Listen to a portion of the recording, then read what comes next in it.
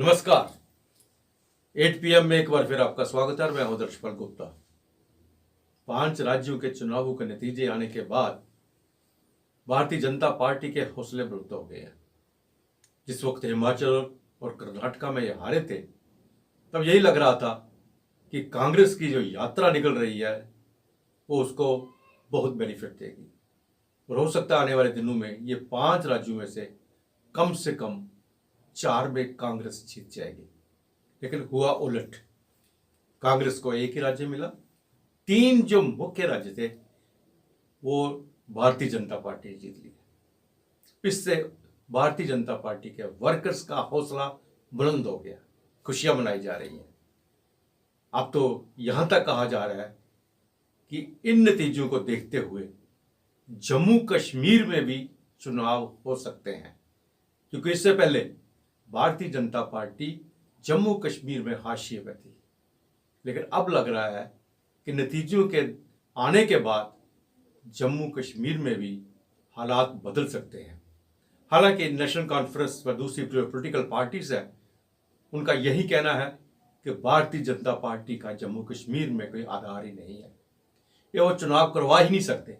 Assembly की बात तो दूर, वो तो कारपोरेशन और लोकल बॉडी के चुनाव भी नहीं करवा सकते।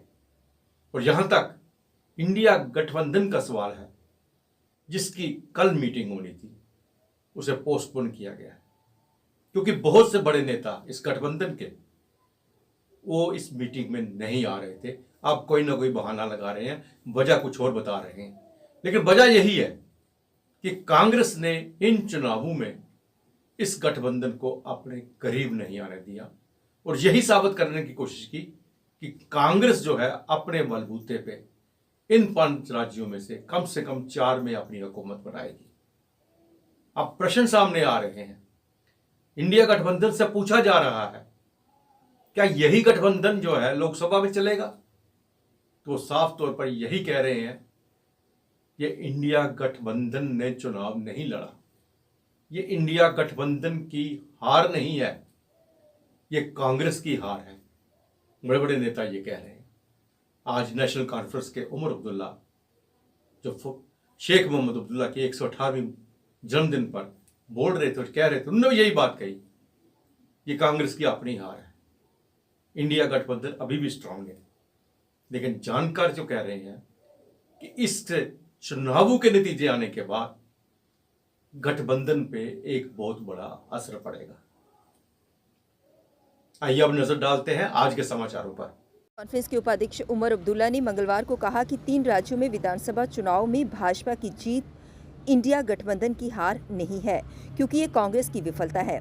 श्रीनगर में हजरतबल में पत्रकारों से बात करते हुए उमर ने कहा कि इंडिया गठबंधन बिल्कुल भी विफल नहीं हुआ है, लेकिन कुछ बयान सामने आए हैं जिन पर चर्चा करने और उन्हें खत्म करने की जरूरत है। उन्होंने कहा कि राज्य का चुनाव इंडिया गठबंधन की तरफ से नहीं लड़ा गया था, बल्कि विभिन्न राजनीतिक दलों ने अपने दम पर चुनाव लड़ा था। इसलिए गठबंधन की हार नहीं है, बल्कि कुछ हद तक व्यक्तिगत स्तर पर कांग्रेस पार्टी की विफलता है। Elections are like that. You win some, you lose some. You can't only be satisfied with elections that you win. You must also be ready to accept defeat. Now, if the Congress has lost, unfortunately, in Chhattisgarh, in Madhya Pradesh, in Rajasthan, instead of going to the Supreme Court, they need to analyze the reasons, because some people saw the writing on the wall earlier. I will share with you, I have a member parliament BJP friend who 2 months ago told me that BJP is winning in Chhattisgarh. मैं उस वक्त हंसा, मैं सोचा ना अब ये क्या बात कर रहे हैं, क्योंकि छत्तीसगढ़ बीजेपी को देने के लिए कोई तैयार नहीं था। लेकिन 2 महीने पहले मेरे एक सांसद बीजेपी के दोस्त हैं, उन्होंने कहा कि छत्तीसगढ़ में वो जीतने वाले हैं। तो अगर उनको पता था तो कांग्रेस को क्यों नहीं? Thank you. अब सुप्रीम कोर्ट छोड़िए, पार्लियामेंट के इलेक्शन की तैयारी। कुलगाम डिस्ट्रिक्ट के शाम सिपोरा में एक प्राइवेट कार संख्या JK02 CL 4090, जिसमें अरविंद पंडिता व अन्य ट्रैवलर सवार थे, में अचानक आग लग गई। गनीमत ये रही कि किसी के जानमाल का कोई नुकसान नहीं हुआ। पुलिस ने मामला दर्ज कर आगे की कार्यवाही शुरू कर दी है। राष्ट्रीय जांच एजेंसी ने मंगलवार को आतंकी फंडिंग मामले में जम्मू कश्मीर में 8 स्थानों पर छापेमारी की। सूत्रों ने बताया कि जम्मू कश्मीर पुलिस और केंद्रीय सशस्त्र पुलिस बल के साथ कश्मीर में 7 और जम्मू में 1 स्थान पर छापेमारी अभी भी जारी है। एजेंसी के अधिकारी कश्मीर घाटी के जिला शोपियां और बारामूला समेत अन्य इलाकों में छापेमारी कर रहे हैं। जिन स्थानों की तलाशी ली गई है उनमें मामले से जुड़े संदिग्धों के निवास और अन्य ठिकाने शामिल हैं। नगरोटा इलाके में देर शाम को यात्रियों से भरी मिनी बस का इंटरनेट मीडिया पर वीडियो वायरल हो रहा है। ट्रैफिक पुलिस जम्मू ने नगरोटा पुलिस थाने में मिनी बस चालक के खिलाफ आपराधिक मामला दर्ज किया। मिनी बस चालक पर लापरवाही से वाहन चलाने, यात्रियों की जान को खतरे में डालने का मामला दर्ज हुआ है। जम्मू संभाग में हो रहे खतरनाक हादसों के बाद से आलोचना झेल रही ट्रैफिक पुलिस इन दिनों हरकत में नजर आ रही है। वायरल वीडियो रविवार देर रात जम्मू श्रीनगर राष्ट्रीय राजमार्ग पर नगरोटा इलाके में सड़क पर दौड़ रही मिनी बस JK02 BJ 9776 का है, जिसमें यात्री बाहर लटके हुए दिख रहे हैं। सड़क से एक कार में गुजर रहे व्यक्ति ने मिनी बस में ओवरलोडिंग होने का वीडियो बनाया और उसे वायरल कर दिया। इसके बाद लोगों ने ट्रैफिक पुलिस को खूब खरी खोटी सुनाई। वीडियो रात का है। रात में सड़क पर ट्रैफिक पुलिस कर्मी तैनात नहीं होते। भारतीय सेना की स्नो लेपर्ड ब्रिगेड की गीतिका कौल ने दुनिया की सबसे ऊंचे युद्ध क्षेत्र सियाचिन में तैनात होने वाली पहली महिला चिकित्सा अधिकारी बनकर इतिहास रच दिया। ये महत्वपूर्ण उपलब्धि गीतिका द्वारा सियाचिन बैटल स्कूल में कठोर प्रशिक्षण और सफलतापूर्ण पूरा करने के बाद प्राप्त हुई है। भारतीय सेना की फायर एंड फ्यूरी कोर ने कैप्टन गीतिका की तस्वीरें साझा करते हुए कहा कि उनका उल्लेखनीय समर्पण, सक्षमता और बाधाओं को तोड़कर राष्ट्र की सेवा में उत्कृष्टता हासिल करने के लिए जज्बा दूसरों को प्रेरित करने का उदाहरण है। लोकप्रिय क्राइम शो CID में फ्रेडरिक्स का किरदार निभाने वाले दिनेश फडणीस का कल रात 4 दिसंबर को निधन हो गया। जिंदगी और मौत से जूझ रहे अभिनेता की कल रात करीब 12 बजे मौत हो गई। उन्हें मुंबई के तुंगा अस्पताल में भर्ती कराया गया था। अभिनेता के निधन के बाद से इंडस्ट्री में गम का माहौल है। अभिनेता का अंतिम संस्कार 5 दिसंबर यानी आज हुआ। अभिनेता का अंतिम संस्कार दौलत नगर शमशान बेरीवली पूर्व में किया गया। सबसे लंबे समय तक चलने वाले शो CID की पूरी स्टार कास्ट उनके आवास पर थी। वे परिवार के साथ संवेदनाएं उन्होंने व्यक्त की। दिनेश की हालत गंभीर थी और वे अस्पताल में वेंटिलेटर सपोर्ट पर थे। वे लीवर डैमेज से लड़ाई लड़ रहे थे। इससे पहले ऐसी खबरें आई थी कि अभिनेता को दिल का दौरा पड़ा है, जिसे दयानंद शेट्टी ने खारिज कर दिया था। पाकिस्तानी आतंकी लखबीर सिंह रोडे की पाकिस्तान में मौत हो गई है।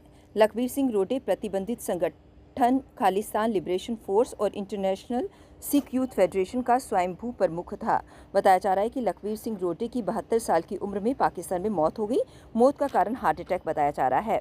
लखबीर सिंह रोडे खालिस्तान आतंकी जरनैल सिंह भिंडरवाले का भतीजा था और भारत के आतंकियों की लिस्ट में शामिल था।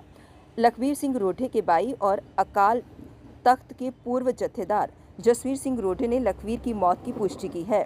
जसवीर सिंह ने बताया कि मेरे भाई के बेटे ने हमें बताया कि पाकिस्तान में हार्ट अटैक से उसकी मौत हो गई और पाकिस्तान में ही उसका अंतिम संस्कार कर दिया गया है। वह डायबिटीज से पीड़ित था।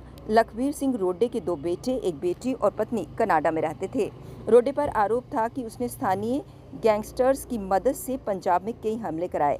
इस साल की शुरुआत में NIA ने मोगा जिले के लखबीर सिंह रोडे की एक ज़मीन को भी जब्त किया था। रोडे पर भारत में कई हमलों की साजिश का आरोप है। 15 सितंबर 2021 को पंजाब के फाजिलका में एक टिफिन बम ब्लास्ट हुआ था। NIA की जांच में खुलासा हुआ कि इस हमले के पीछे लखबीर सिंह रोडे का हाथ था। पंजाब में सीमा पार से अवैध रूप से हथियार, गोला बारूद, ड्रग्स और टिफिन बम बेचने में भी लखबीर सिंह रोडे की भूमिका अहम थी। साल 2021 से 2023 के दौरान लखबीर सिंह रोडे की 6 आतंकी घटनाओं में सक्रिय संलिप्तता पाई गई थी।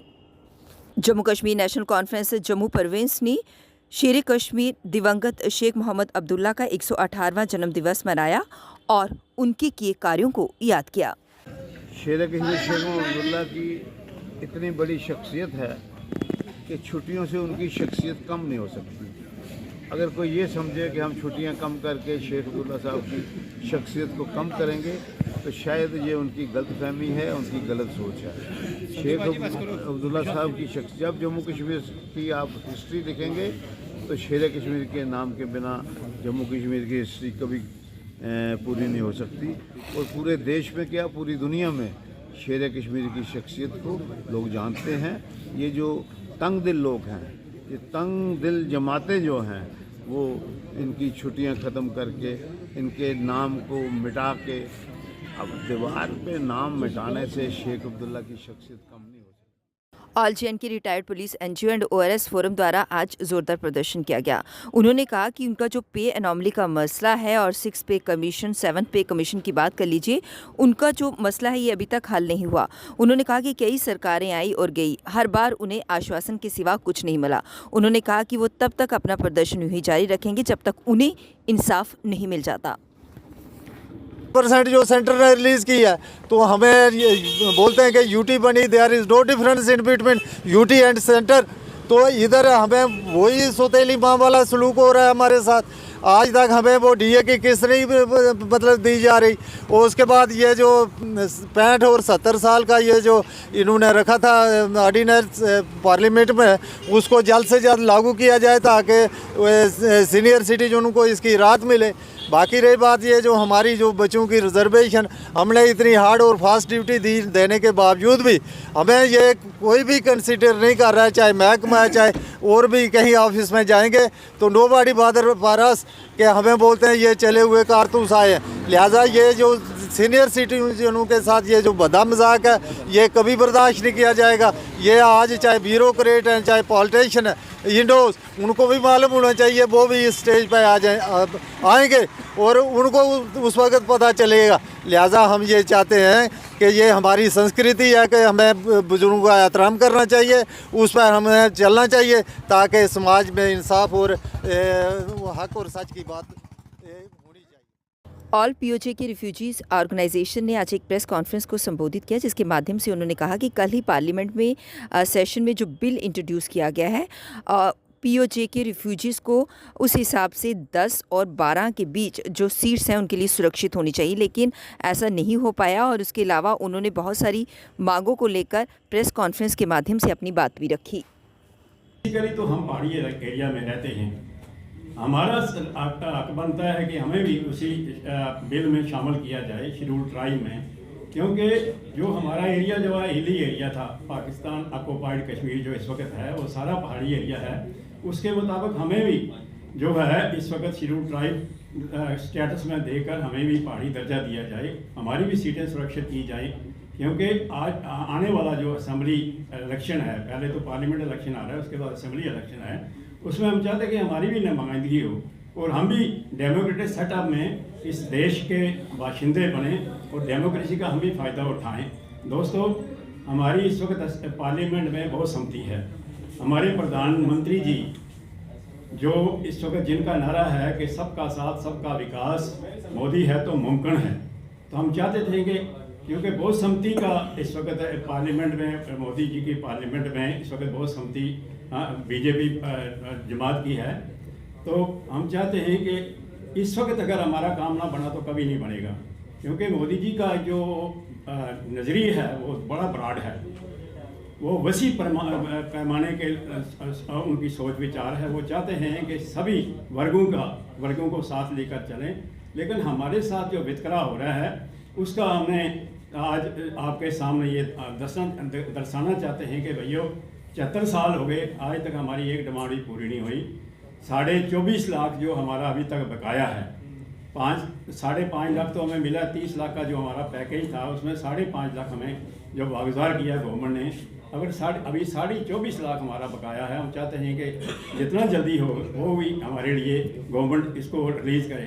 क्योंकि पिछली दफ़ा जब पार्लियामेंट इलेक्शन था, मोदी जी ने बताया था अखनूर रैली में कि शरणार्थी 1947 के शरणार्थी भाइयों के लिए हमने 5.5 लाख रुपया जो है वो रिलीज़ किया है और आने वाला जो है वो प्रोसेस अभी जारी है। उन्होंने खुद कहा था कि जो बकाया रकम है उसका प्रोसेस अभी जारी है। तो हम चाहते हैं मोदी जी को कि कल 8 बजे फिर आपसे भेंट होगी, तब तक इजाज़त दीजिए। नमस्कार।